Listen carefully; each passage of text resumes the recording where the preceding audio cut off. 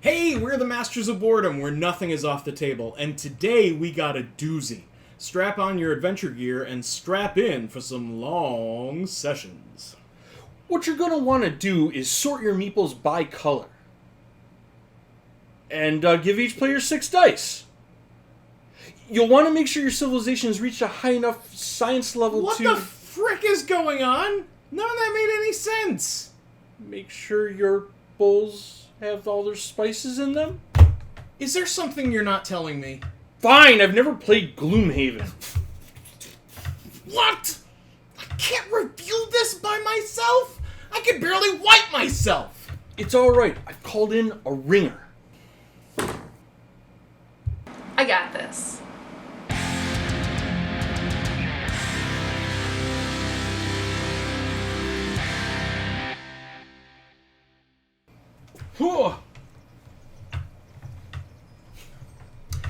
Gloomhaven is a tactical combat role-playing game in a gigantic box that comes with miniatures, sheets of cardboard cutouts, and over 1,000 cards. No big deal. Yeah, sure, not a problem. The game can be played as a single, standalone adventure, or, if you're not the saddest wizard ever and can cajole, coerce, or in my case, blackmail some people into joining you for a full campaign. You won't believe what I've got on her. Settle in if you do, though, because this isn't roll for it. This game comes with a mountain of content that's taller than Nightmare Peak. Over 100 possible scenarios, random city and road events, which are little adventures before your big adventure. I usually call a trip to the bathroom a little adventure before a big adventure. Well, these can give you bonuses or penalties before heading into your dungeon of choice, or they can unlock new scenarios, new hidden items, and even possibly a character or two. You never know who you might run into in Gloomhaven, and be careful with your choices, as many of them will permanently influence future gameplay. Maybe something good, maybe something bad. I also refer to that as a trip to the bathroom. Will you stop with the toilet humor? Now, we can't cover everything in the game because we'd be here forever, and we are also trying to avoid spoilers, but we'll give you the basics. At the start of the game, you'll have access to 6 possible starting character classes, but you will unlock more as the game continues. There are 17 total character classes in the box. To unlock more, you have to retire the characters you start with. Each player chooses a lifetime goal from one of 2 random options, and once you achieve that target, that character up and retires. After all, they got what they wanted. Why on earth would they continue to help their friends? Enjoy opening your hat shop, Benedict Arnold. Retiring characters has a bunch of benefits, but most commonly, you'll unlock a new character class, and each character class plays differently, and each of them will have their own combat cards. So, once you've got your characters, what happens next? Well, every scenario starts with some time spent in the city of Gloomhaven, where players can buy equipment, sell old equipment, or, and you'll probably want to do this, buy blessings from the sanctuary of the Great Oak. Do they give you wood?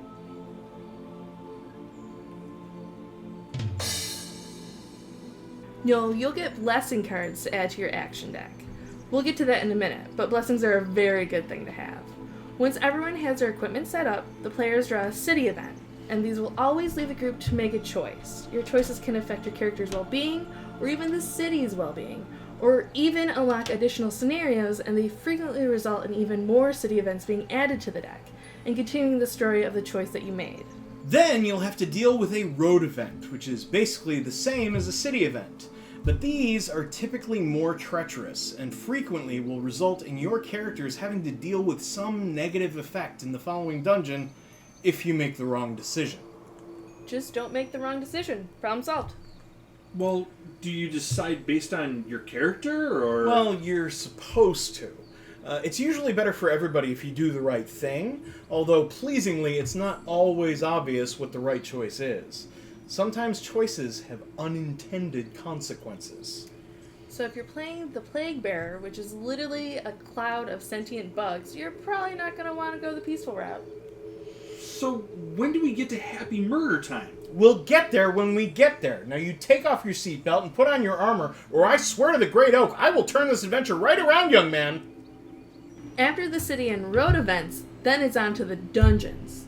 That's when the real game begins. You'll build the dungeons out of the tiles listed in the scenario book and set up the appropriate enemies and obstacles and traps and treasures. The good stuff, you know?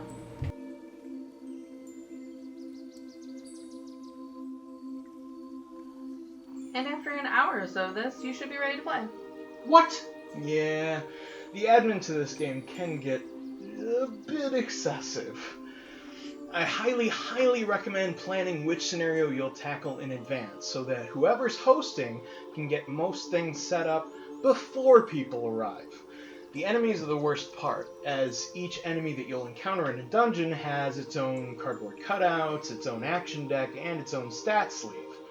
I guess I should just be grateful that they don't have their own miniatures. And all of that can be made significantly easier with a little organization hack, like this little tackle box here. It has all the enemy cards and cutouts, all put away in their little own segments.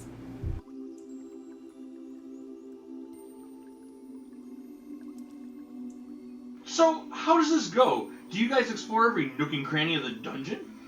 Generally, no. Yeah, you really don't have time. Every character class starts with a limited number of combat cards, and every turn you need to play 2 of them. And once they're played, they're discarded for the time being. You can pick up your combat cards by resting. However, you must lose one of them for the rest of the scenario. So now, if your full hand size was 10, now it is 9. And that means now you can take one last turn before you lose another card. Oh, and fun story, some of the abilities on the combat cards, when played, are lost instead of discarded. These typically are more powerful abilities, but of course that means you'll get exhausted way more faster. Yeah, so the clock is always ticking. You have a finite number of turns, and you always have to choose wisely. Huh. Well, what happens when you run out of cards? Your hands feel real lonely. Your character becomes exhausted. You're done until the end of the scenario. But in some cases, the remaining players can still successfully finish that scenario. But a bunch of scenarios won't let anyone become exhausted at all. Alright, fine. So, what happens when you fail? You repeat the 4th grade. Actually, she's not far off. Your characters are rescued and they're brought back to Gloomhaven, and you can try again later. But there are options. There's a variant of the game that allows for permadeath, as well as a downloadable scenario written by No Pun Included, where players who fail a scenario outside of Gloomhaven must pass this scenario in order to return whole. Failing again results in a permanent penalty to your character. I guess the answer is whatever your group wants the penalty for failure to be. Let's walk you through how a turn works. As we said, everyone starts with 2 combat cards. Each card has a top ability and a bottom ability. You must play a top ability of one card and a bottom ability of another card. And outside of some special items, you are never allowed to play 2 tops or 2 bottoms. I mean, I'd watch that, but it sounds kind of awkward. I have watched that. It is kind of awkward. Each card has a number in the middle. You can choose either of the 2 numbers, and that becomes your initiative for that round. Are you telling me this is an RPG where you don't have to roll for initiative? This is an RPG where you don't have to roll for anything. Whoever has the lowest initiative number between all the players and the enemy types will go first, and proceed in numerical order after that. How do you know what the enemies do? Well, they each have their own combat decks, which give an initiative number, as well as the action that they take on their turn. Enemies of the same type all have the same initiative and do the same action. And the enemy's movement rules are automated, and they're fairly common sense. The basic actions are move and attack. In fact, each card can be used as a generic move 2 bottom action or attack 2 top action. Move is fairly self-explanatory. You move that many hexes on the dungeon. If you have jump or fly, you can move freely through obstacles, enemies, or traps. But if you don't, you can't move through enemies, traps will cause you damage or status effects, and some obstacles can't be moved through, while others require even additional movement. Attacks are a little less straightforward. If there's no range option listed, or you're doing the basic attack, then the enemy must be adjacent to you. If you have range, you can hit them from up to that many hexes away. Some attacks hit multiple hexes, meaning every enemy in that range will suffer an individual attack. The number assigned to your attack is the base damage you do, and this will be modified by one of my favorite parts of the game, your action deck. Instead of rolling a die, you'll draw a card from your action deck, and this will add to, subtract from, add other effects, or do nothing to your base damage. The card drawn is discarded, and for every new attack, another card will be drawn. You'll keep drawing cards in this way until you either draw your critical, which doubles your damage, or the miss, which means you don't hit at all. Either way, you pick up all your discarded cards, shuffle your action deck, and begin again. This is why blessings are so useful. They give you additional critical hits, but unlike your critical cards, they're disposable. Once they show up, you remove them from the deck until you buy new ones. And curses, they work the opposite, right? Exactly. Curses add additional disposable misses to an action deck. You can also curse the enemy action deck. All enemies share the same deck, so if you curse one enemy, you've added a curse for all of them. Even better, based on your character class, you can earn perks that add cards with higher pluses or subtract negative cards from your action deck. And depending on the class, these added cards can give you sort of special effects, from drawing more action cards to status effects and other things. Alright. So I killed a guy. I get experience, right? Nope. What? Sorry. Killing a guy doesn't grant you experience. It usually gets you closer to the scenario goal, but there are really only two ways to gain experience. Either you play an ability that gives you experience, or you defeat the scenario. Killing guys will drop a gold piece, but you'd better snap that up before somebody else does. Yeah, we should point out we're not really friends. We're adventuring together, and it's certainly preferable if everyone survives, but otherwise, there isn't really share going on. So, we're adventurers with benefits? I mean, sure, I guess you could say that. Moving on. The goal for each scenario is different, but most of the time your job is to kill every enemy in the dungeon. And once you attain that goal, you read the conclusion to the scenario, and everybody gets bonus experience and gold based on how many tokens they picked up. The scenario may even unlock new scenarios to take on, or give the party items, or possibly contain coded messages. There is a lot to discover in this game. It took us about a year to play through and defeat the final campaign boss. Granted, we didn't meet every week, but this is actually how our map ended up. And your map will not look the same. Based on the choices you make, you'll find different things than we did. You might make different friends, or even powerful enemies. You'll probably find different items we never even saw. And there's actually one character class that nobody even got to play. So, what do you guys think? What did this gameplay experience bring to you? I mean, this game was good enough for you to play for an entire year. That says something, right? When I describe this to people, I go, it reminds me of playing an actual video game. Because you actually have to grow your characters and develop them. And when you leveled up, you earned more moves, and when you finally met your character's lifetime goal, which almost never took too long, you would retire that character and pick a new class to play. Each of the characters I played were interesting and challenging enough to make me want to try to make new characters. Every time I had a chance to retire, I did, because I wanted to check out the new Beast Tyrant, or the Mind Thief that April had played earlier. And one of the things that I love is that every character has enough wiggle room for you to develop them how you want. You have choices in what combat cards you take when you level up. So maybe your spellcaster will be a constantly firing glass cannon, or maybe she prefers to summon creatures to help protect her while she stands away from the fray. Maybe your Sunkeeper is a tank that strides directly into battle and lands huge hits at melee range. Or maybe they prefer to buff the party with blessings and protect them with shields. The world and its lore were okay, but it wasn't great. The only part I really enjoyed was the interludes from the town records keeper that described how Gloomhaven was actually created. I didn't really form too many attachments to any of the characters in the story. I liked some of the characters, like Hale and the Drake, But the story changes from week to week based on your choices, so it's kind of forced to be horribly disjointed.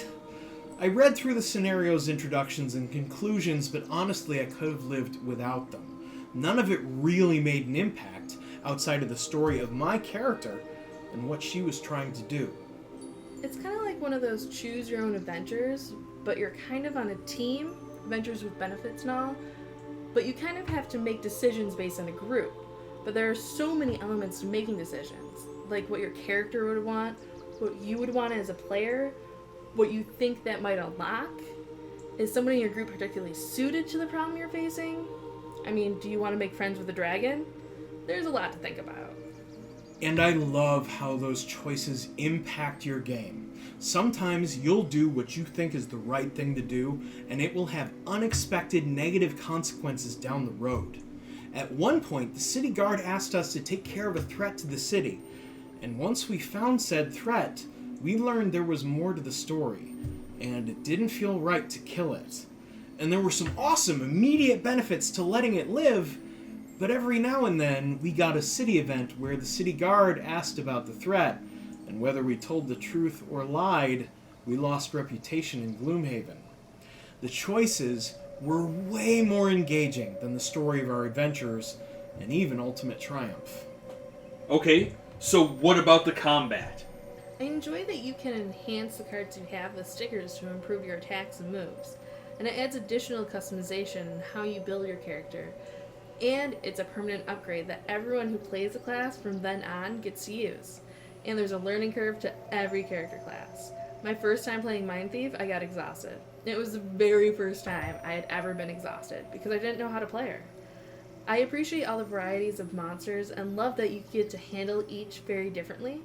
And I also appreciate every scenario had a different goal. You didn't just have to kill everything, because that can get a little boring. I enjoyed the combat because the scenarios were often creative. Sometimes we got separated.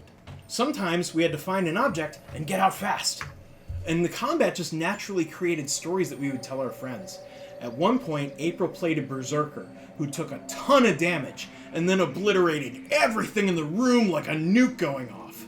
Once, our friend Johnny was playing a scoundrel, and thanks to some incredibly bad luck, he was facing down a pair of cave bears and a spitting drake, and he was the only surviving member of our party. Oh, and he had 5 cards left. Thanks to a particularly well-timed critical, he managed to take down the last bear on his very last turn, and the room erupted. It was amazing. Alright, well how about the art? The character art is so cool. I love it. I kind of wish the miniatures were pre-painted. I'm kind of lazy and I want it done for me, but I understand that generally people like to paint their own minis, so I'm cool with it. I also like the monster designs. They're very nice and they look so cool.